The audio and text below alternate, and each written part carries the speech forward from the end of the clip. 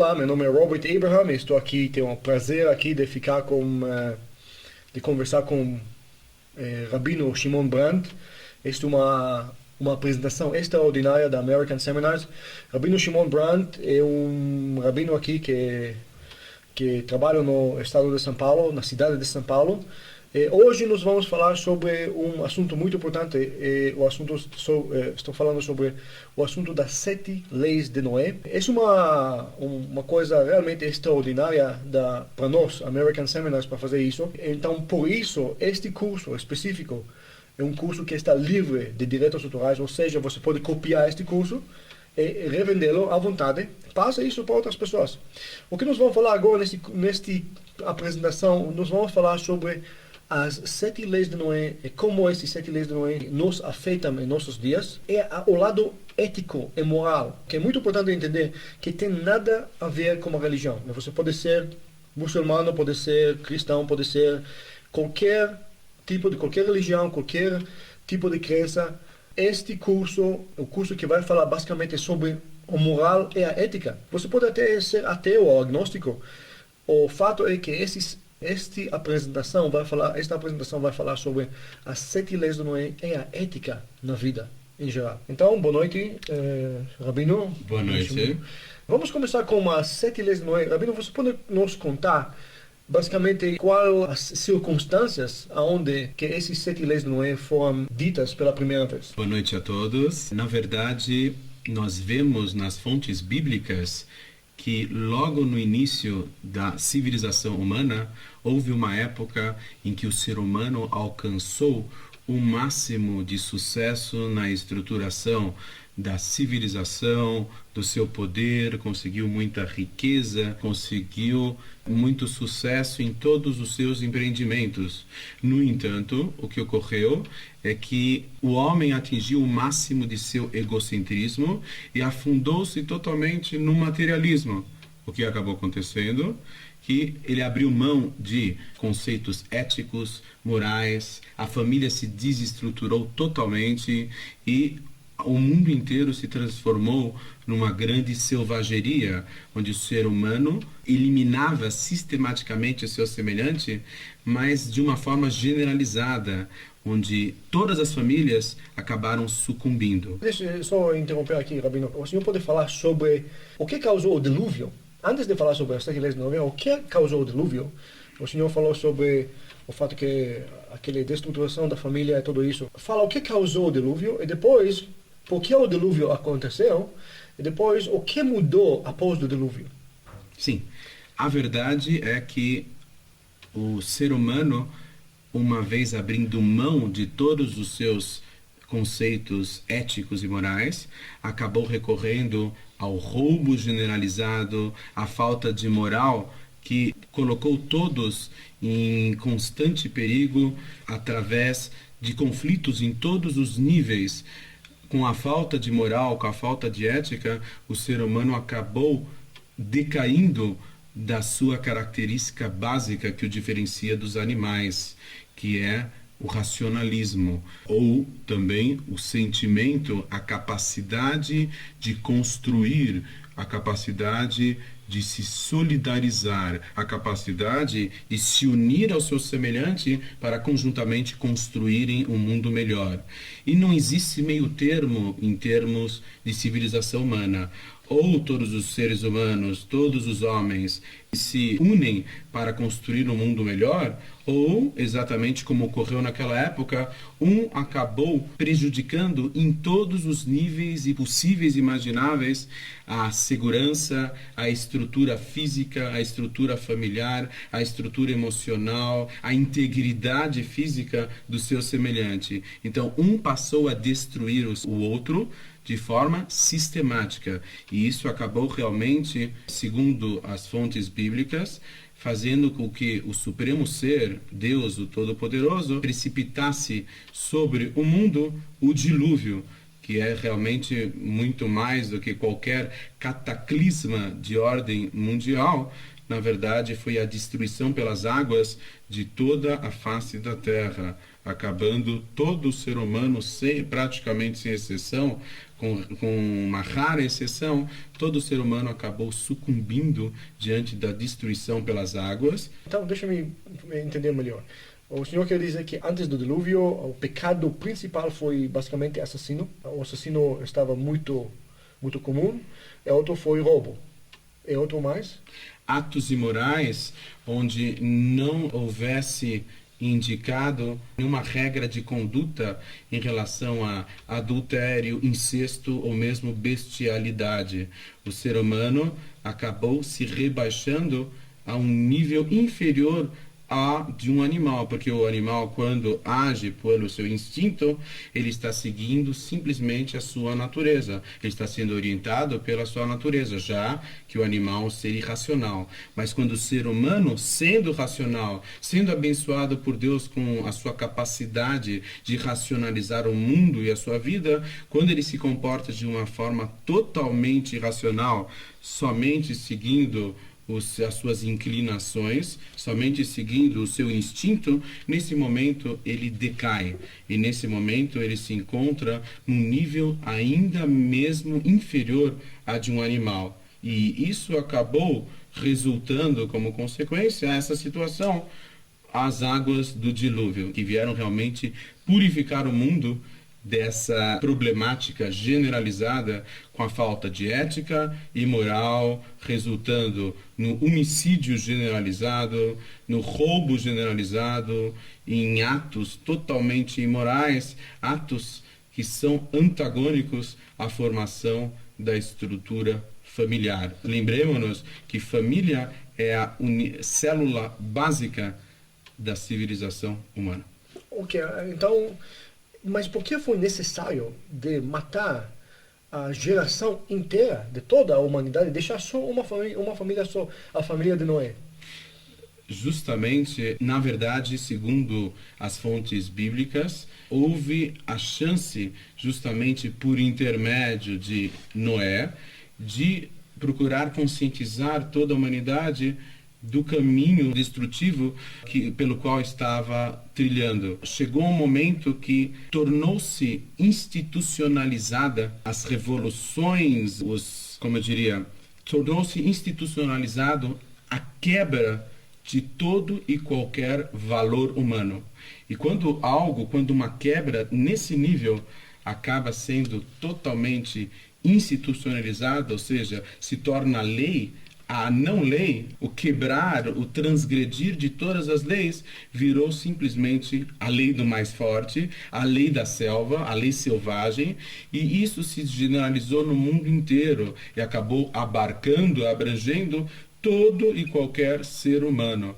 E os seres humanos mais fortes, fisicamente falando, dominavam outros seus semelhantes. Virou um problema insolúvel, irremediável. Haveria necessidade de fazer surgir uma nova geração? Afinal das contas, uma geração aprende dos acertos e desacertos das gerações anteriores.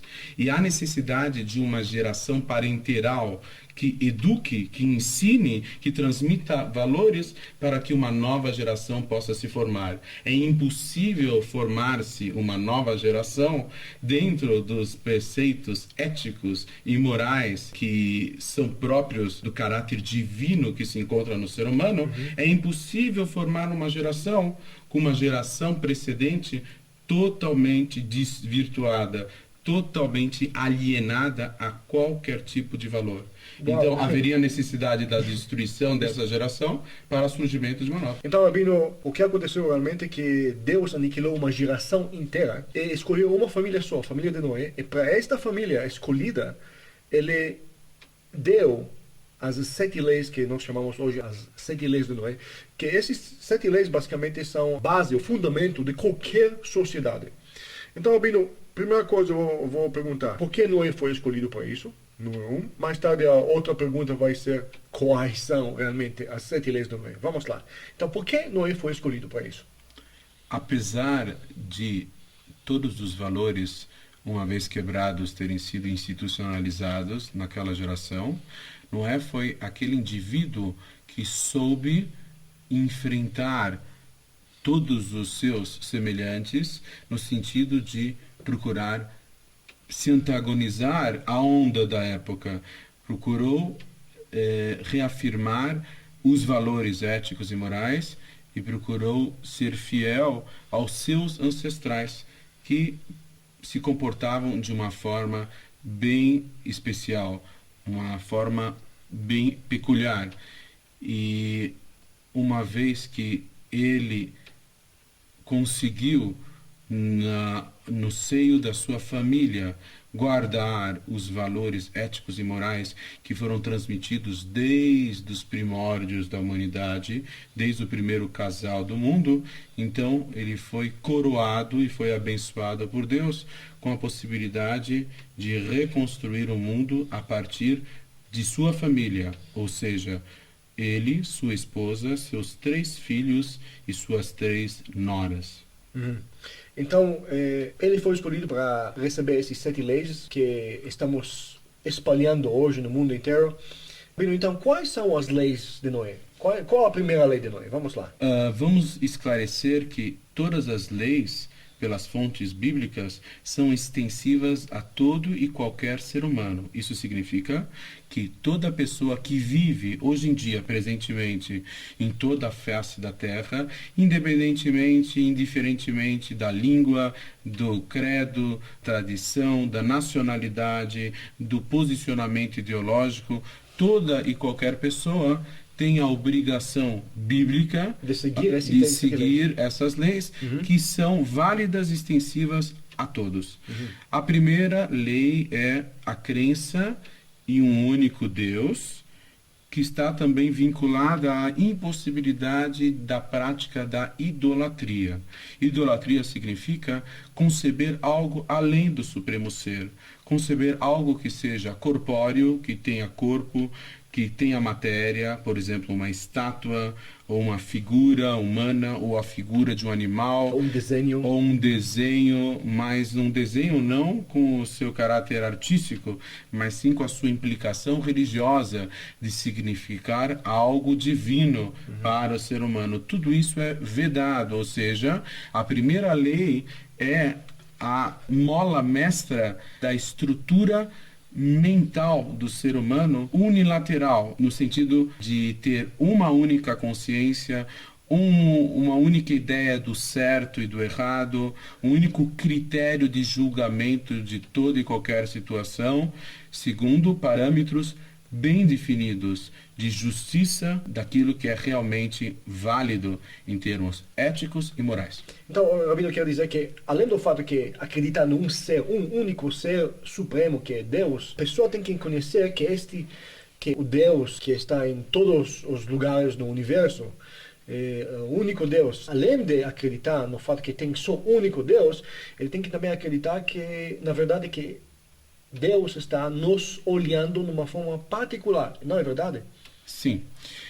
A verdade é que, nos aprofundando na verdadeira teologia, que é a verdadeira consciência ou ciência da existência de Deus, da magnitude absoluta do Supremo Ser, com isso nós acabamos excluindo toda e qualquer outra possibilidade.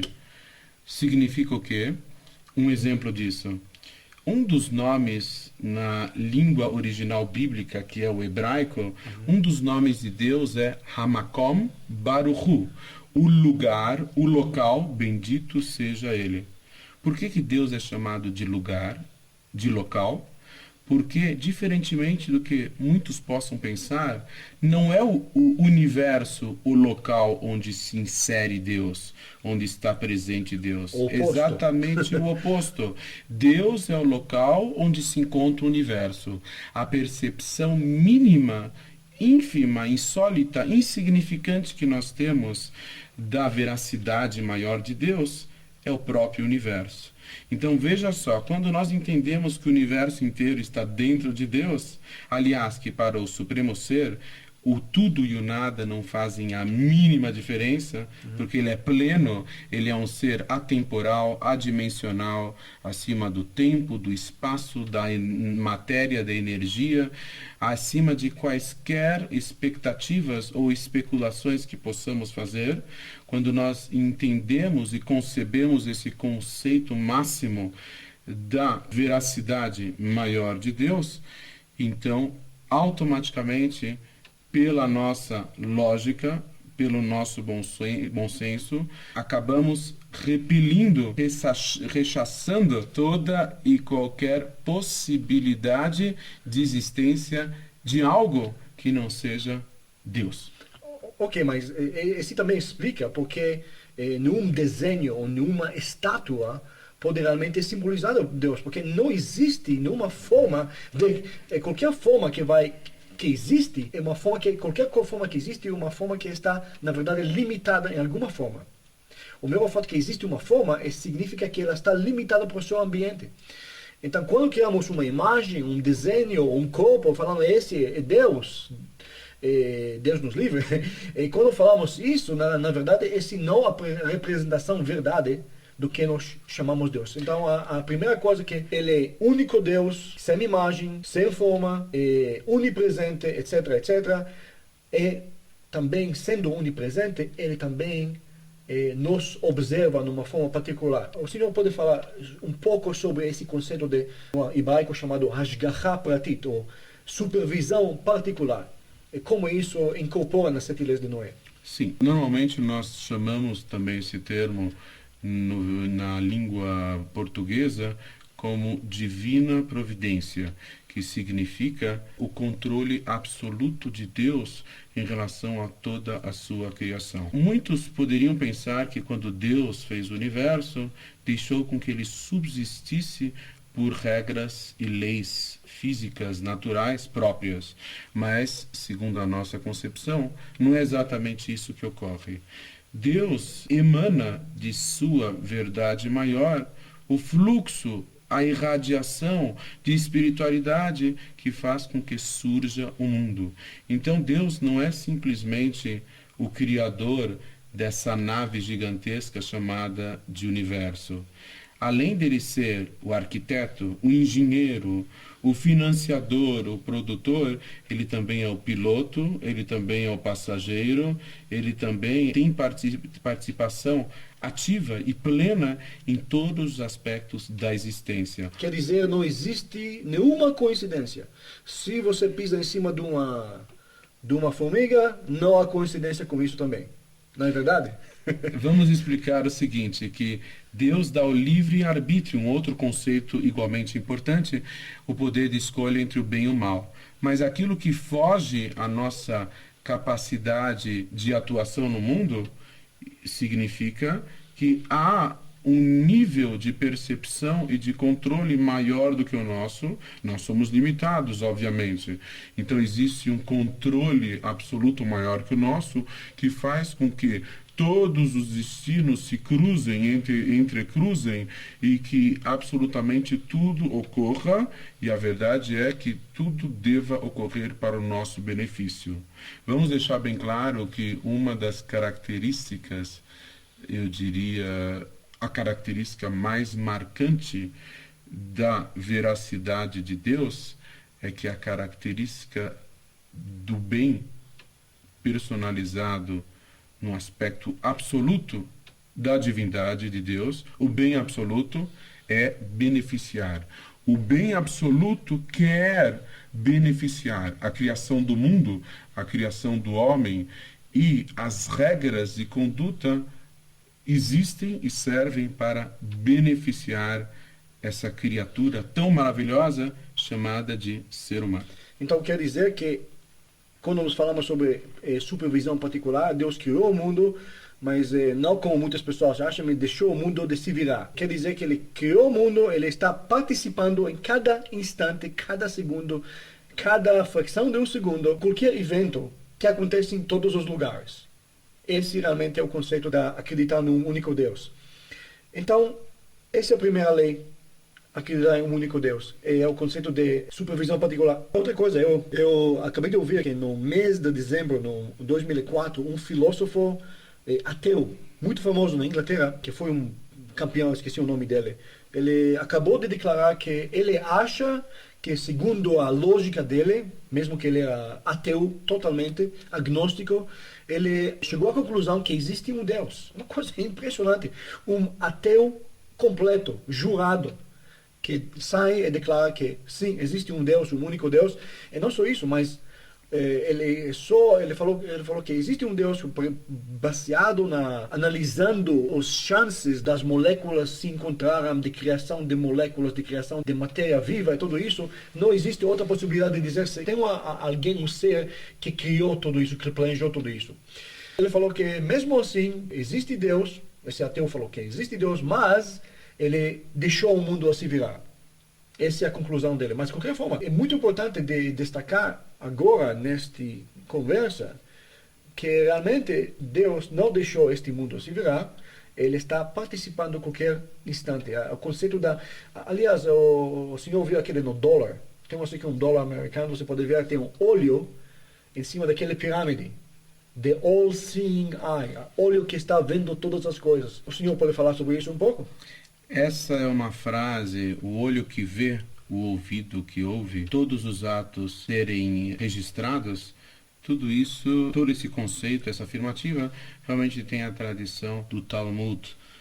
Isso significa que... A propósito do Talmud, a tradição oral que acompanhou a Bíblia, os primeiros 5 livros de Moisés. Quando Deus transmitiu o conhecimento infinito que lhe era concernente, ou seja, a sua própria sabedoria, a sabedoria infinita de Deus, ele transmitiu de uma forma escrita e uma forma oral.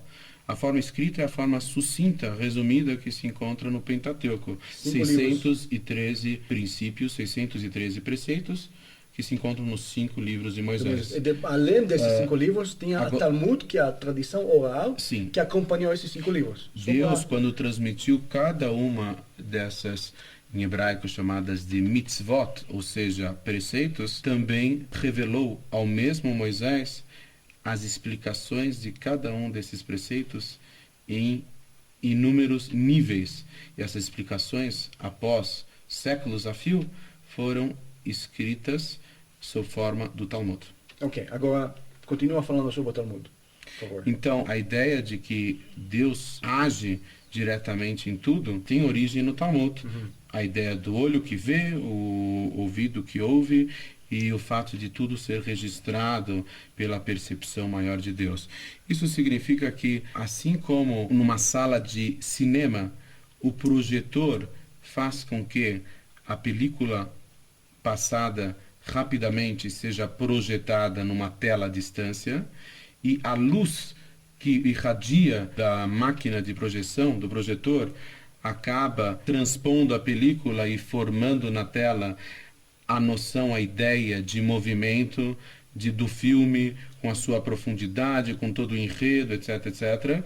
Assim também podemos dizer que o universo inteiro é uma projeção de Deus. Ou seja, tudo que ocorre no universo é um reflexo da veracidade maior de Deus.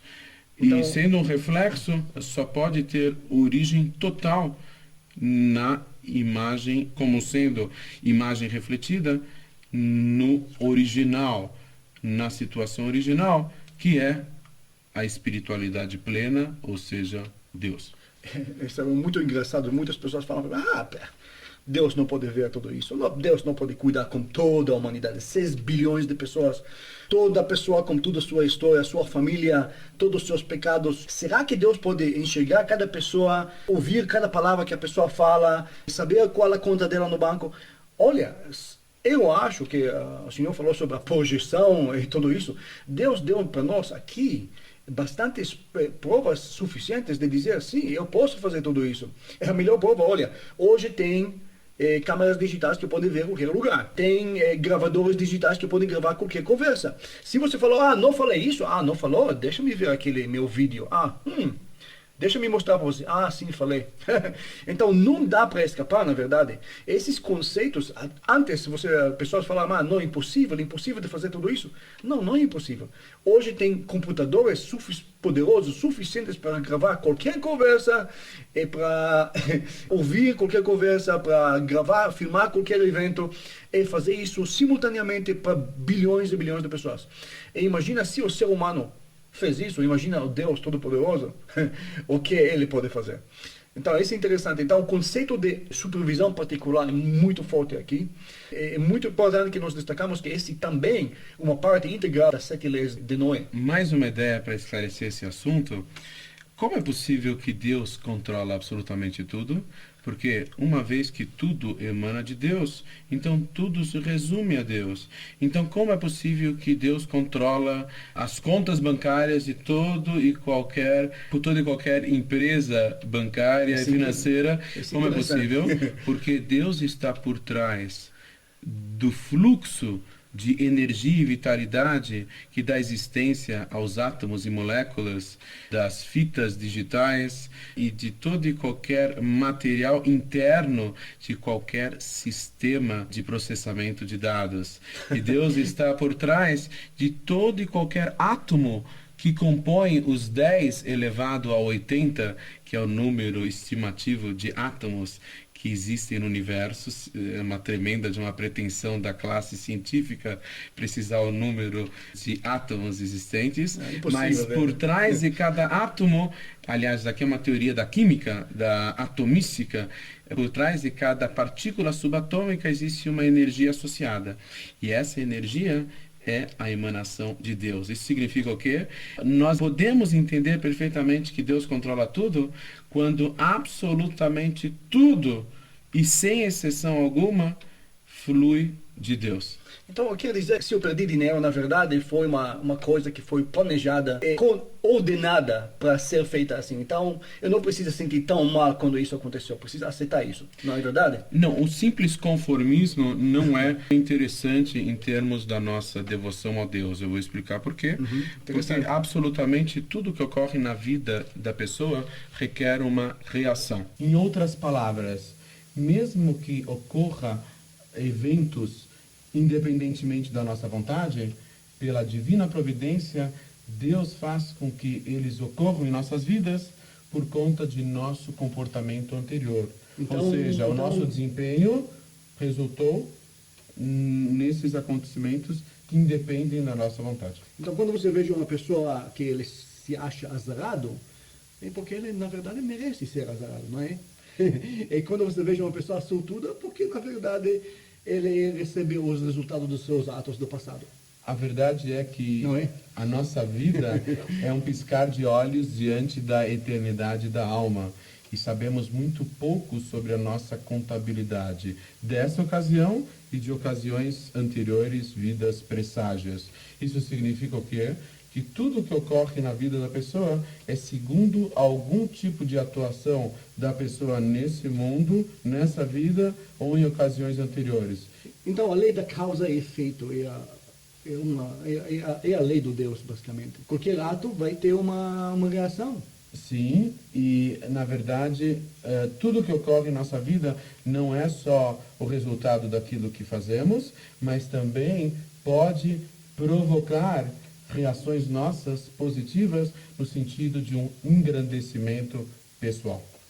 Interessante.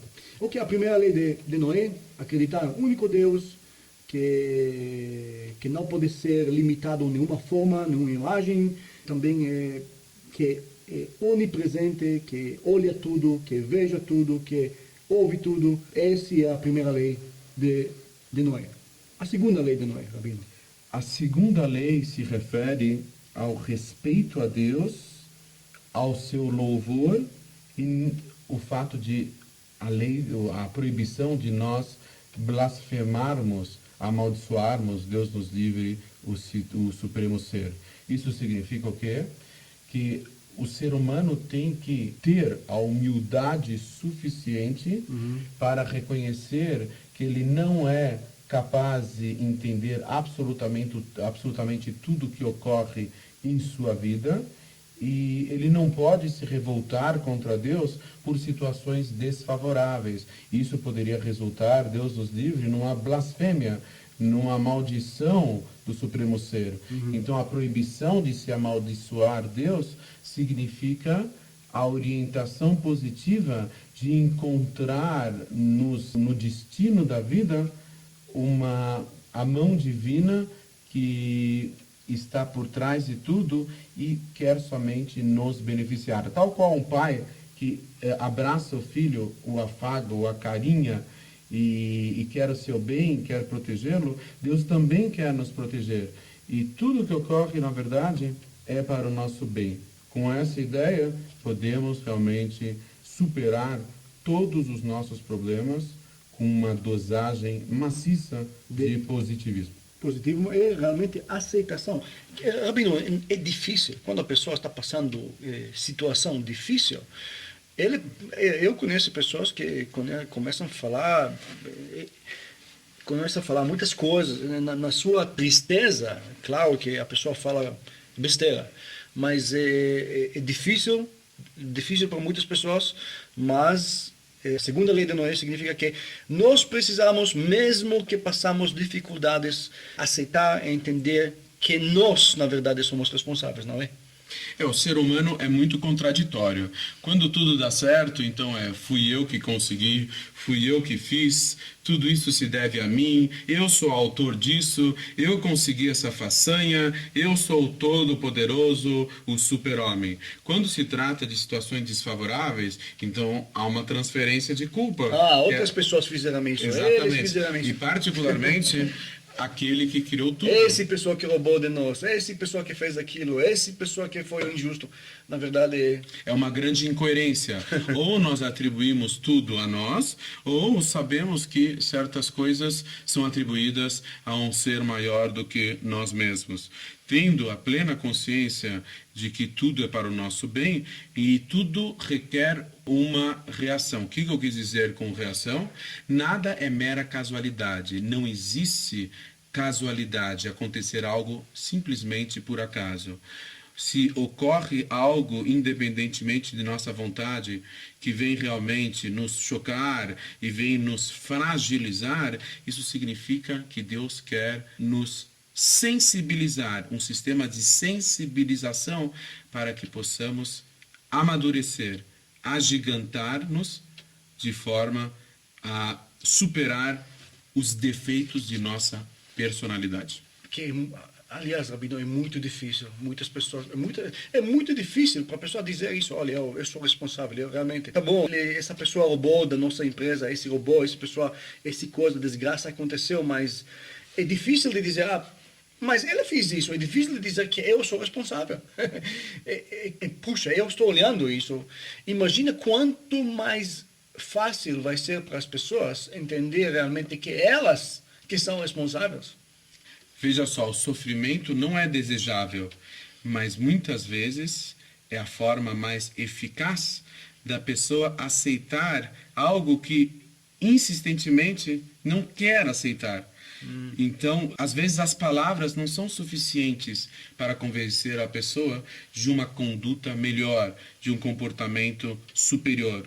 Há a necessidade de certas situações que a pessoa enfrenta na vida para que ela acabe chegando a conclusões sobre um redirecionamento do seu comportamento, de suas atitudes, para o seu próprio benefício. É próprio da natureza humana se sensibilizar com acontecimentos muito mais que com palavras. E é nisso que o Criador... Fala isso para qualquer professor.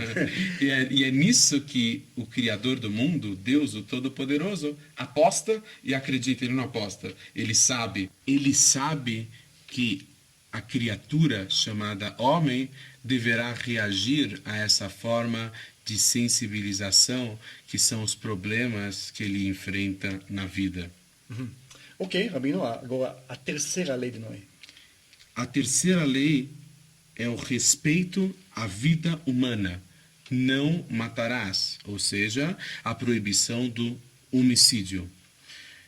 O primeiro casal do mundo teve 2 filhos, Caim e Abel. Caim matando o seu irmão, acabou diminuindo a expectativa divina em cima do homem por conta do homicídio, por conta da morte.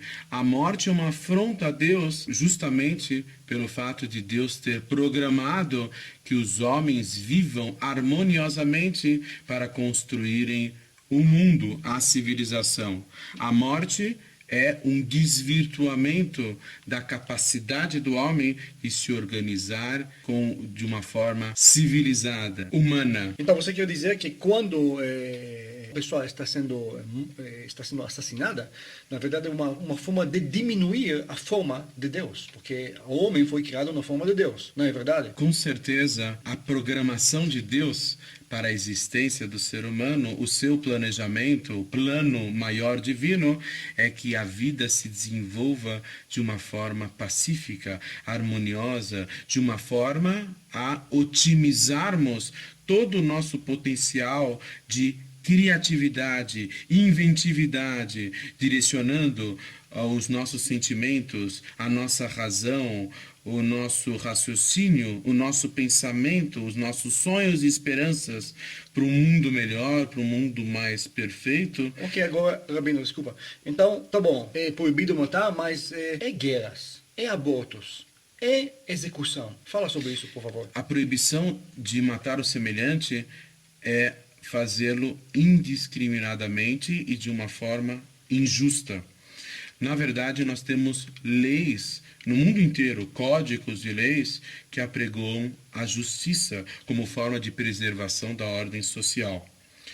Execuções que sejam por intermédio de leis para controlar uma sociedade são justificáveis, à medida que, uma vez aplicadas, acabam por poupar a vida de tantos outros inocentes por conta da imposição de um certo temor àquele que se inclina ao homicídio, ao assassínio, de pensar mais de uma vez antes de cometer tamanho crime, tamanha falha.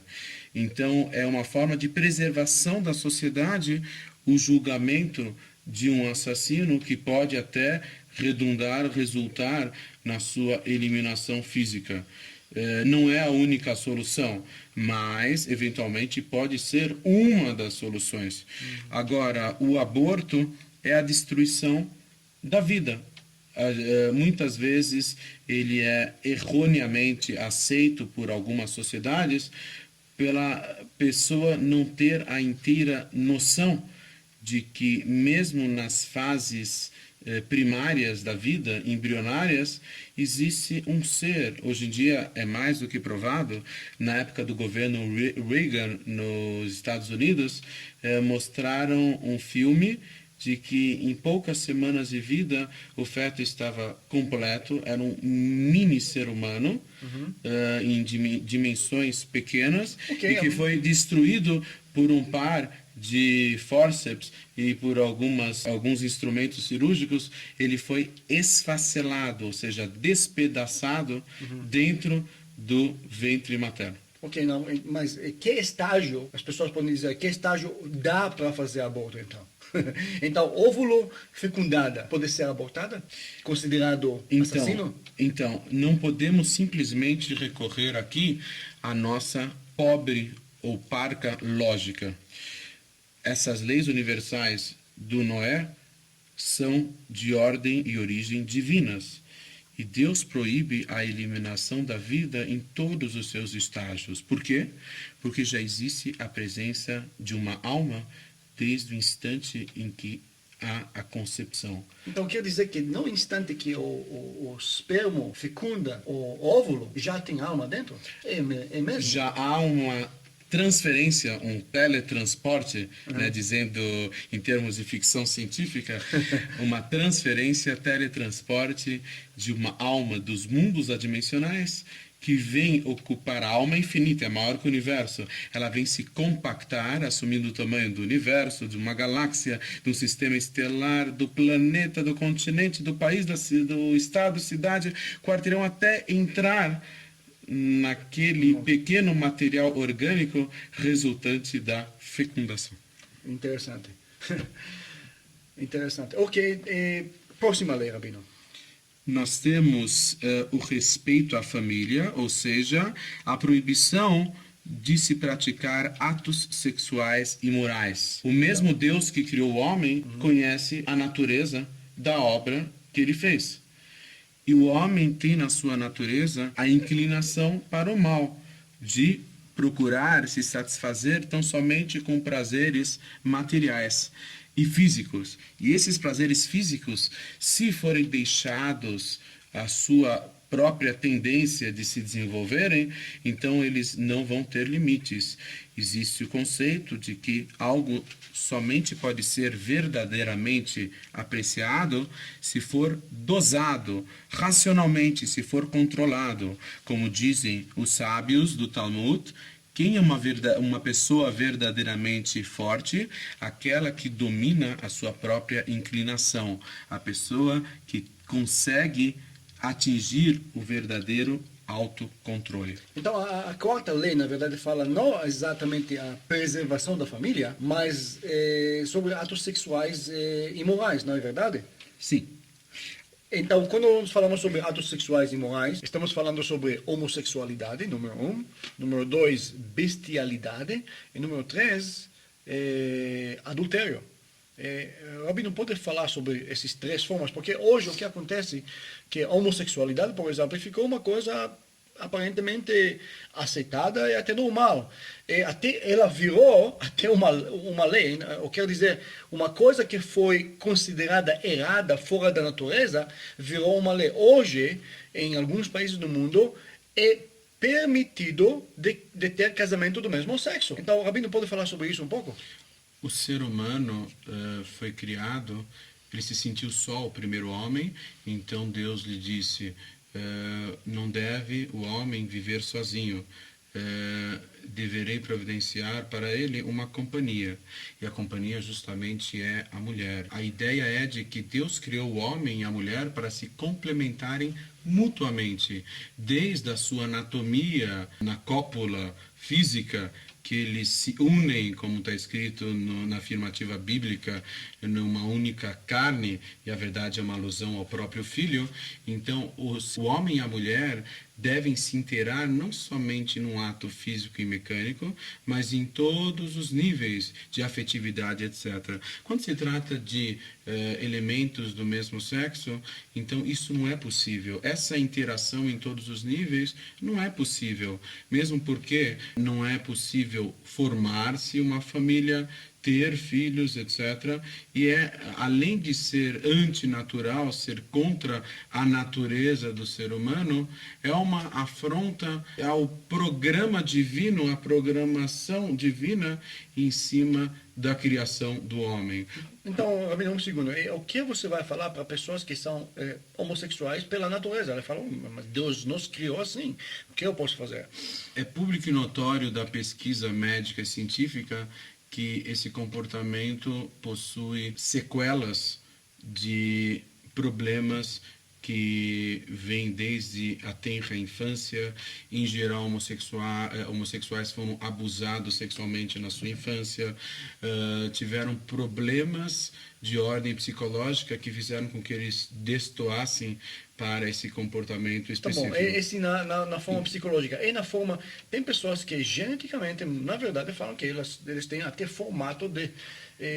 até a genética deles é diferente. Eles, homens que têm com características de mulher. Como você explica isso para eles? Existem homens com características de animais. Existem pessoas que lembram cavalos, lembram outros animais quaisquer. Existem pessoas extremamente grossas e grotescas no seu aspecto físico. No entanto, a ideia maior do ser humano é o controle de suas inclinações através do raciocínio. O fato de uma pessoa, a verdade é que o ser humano é composto de hormônios, tanto femininos como masculinos. Se um homem tivesse somente hormônios masculinos, ele mais se assemelharia a um macaco.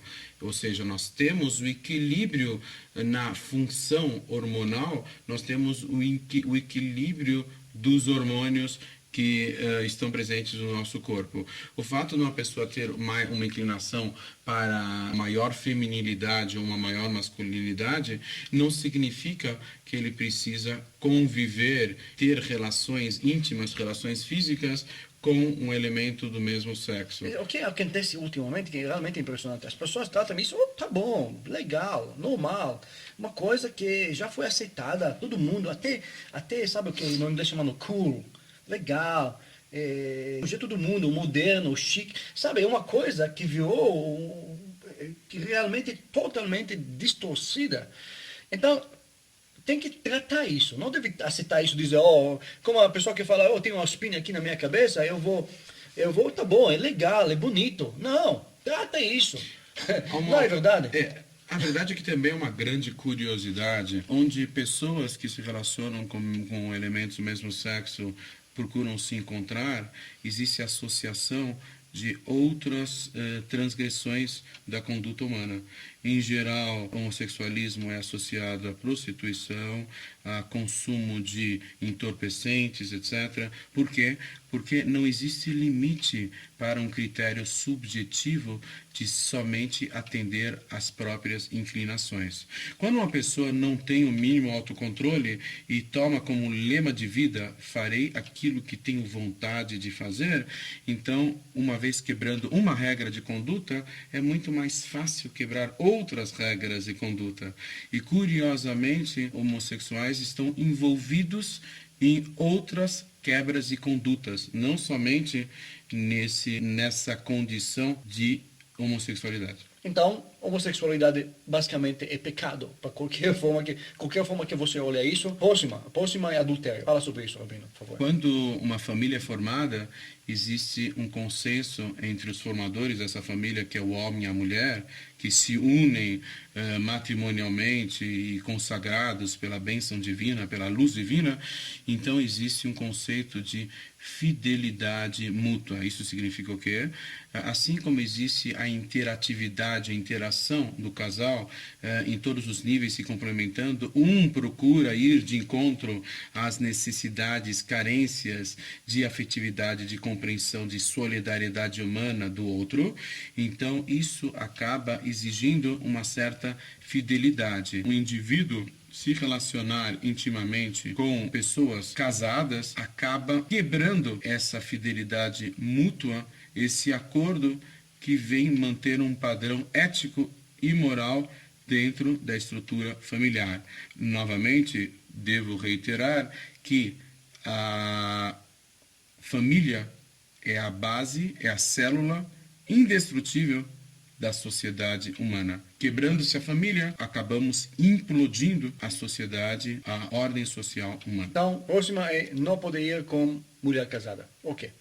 Rabino, temos também bestialidade, que é um nível muito baixo de relacionamento sexual do ser humano. Quando ele procura animais para se satisfazer sexualmente, o homem acaba se rebaixando a um nível menor do que o próprio animal.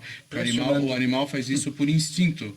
E o homem, que tem uma capacidade mínima racional, por menos que tenha e que já o diferencia do animal, quando ele se nivela pelo denominador comum, que é o instinto, sem absolutamente mais nada a ter, além do prazer físico, a satisfação física, ele acaba se autodestruindo. Próxima lei, Rabino. A quinta lei é o respeito à propriedade alheia. Não roubarás, a proibição do furto. Isso significa, se um homem se empenhou a vida inteira para angariar e ter bens materiais, então seria injusto que outra pessoa, pela imposição da força física, destruísse a expectativa do homem no seu labor, na sua luta do dia a dia, do seu trabalho, de conseguir a sua comodidade física em função do seu empenho pessoal. Quer dizer, Rabino, na verdade, o conceito de não roubar é muito mais amplo. Por exemplo, alguém trabalhou e não recebeu seu salário. Essa é uma forma de roubo?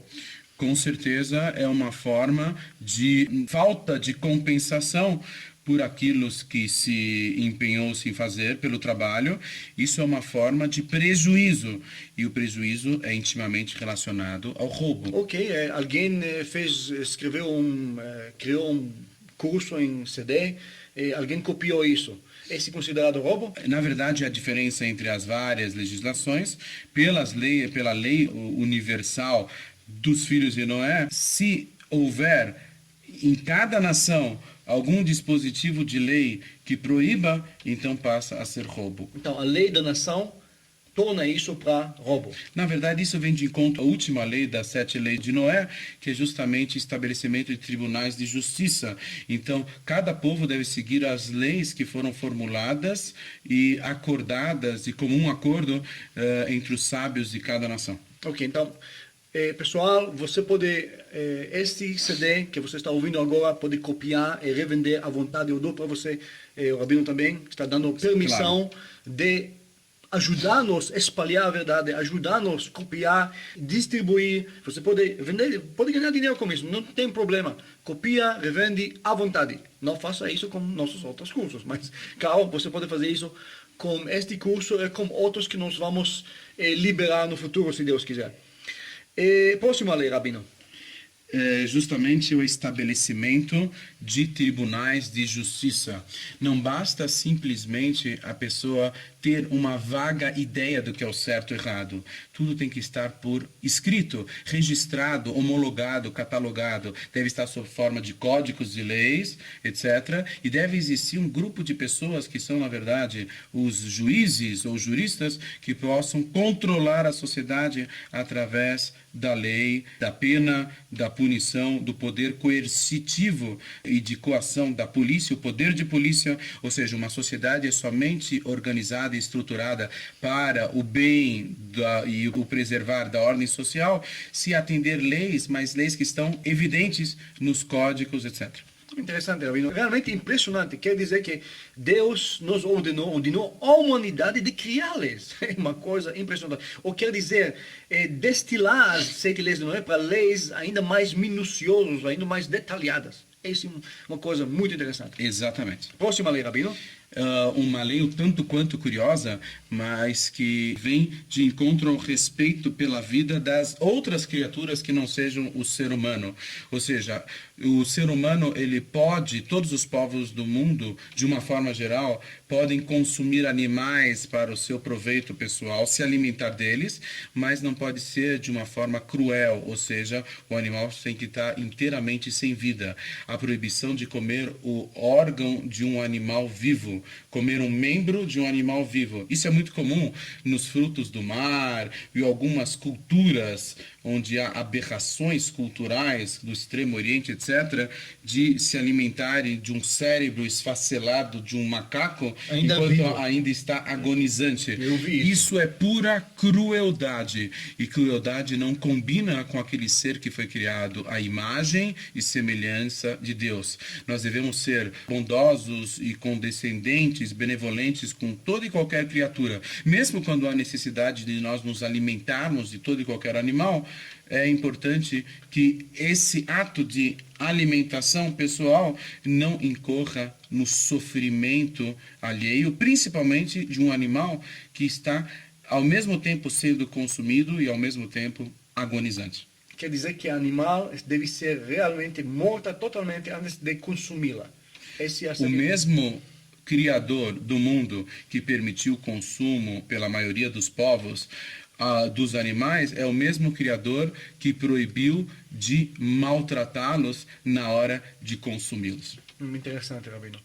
Então, nós ouvimos até agora as 7 leis do Noé, se nós lembramos, na verdade, a primeira lei, eu estou olhando tudo isso, de todos os ângulos, parece, Rabino, que se o ser humano lembra que Deus é todo-poderoso, é onipresente, que fica em todos os lugares, que está vendo todas as coisas, que está ouvindo todas as coisas, e lembrando isso como se fosse uma realidade verdadeira, nós podemos evitar fazer muitas coisas. Se você imagina que a pessoa está querendo cometer um pecado, no instante que ele está cometendo um pecado, ele está olhando, ele está percebendo que alguém está olhando para ele, ele vai pensar 2 vezes de cometer esse pecado. Então, lembrando essa primeira lei, na verdade, a lei a todas as leis, na verdade, não é, Rabino? O fato de sabermos que absolutamente tudo está sendo registrado nos mundos espirituais, que estamos ganhando ou perdendo pontinhos na atuação de nossa alma, faz com que nós tenhamos o máximo zelo, o máximo cuidado em nossos atos, para cada vez mais procurarmos nos assemelhar àquele, com A maiúsculo, que nos criou. Interessante, Rabino. Rabino, muito obrigado. Eu quero agradecer a presença do Rabino Shimon Brandt conosco. Como eu falei antes, você tem a permissão explícita de copiar este CD. Você não pode editá-lo, você pode copiá-lo como ele está, pode copiá-lo e revendê-lo à vontade. Deus te abençoe. Lembra esses 7 leis de Noé. Aplica essas leis de Noé na sua vida. Lembra-se que sempre, sempre Deus está nos olhando de uma forma particular. Este é Robert Abraham, desejando a você sucesso, felicidade e Deus te abençoe. Obrigado. Tudo de bom, muito obrigado. Felicidades, que realmente tenhamos a sintonia maior daquele que nos criou, Deus. Ok, esta é uma apresentação que foi a primeira numa série de apresentações com o Rabino Shimon Brandt. Por favor, visite nossa página da internet www.seminarios.com.br www.seminarios.com.br para ver as outras apresentações com Rabino Shimon Brandt. Obrigado.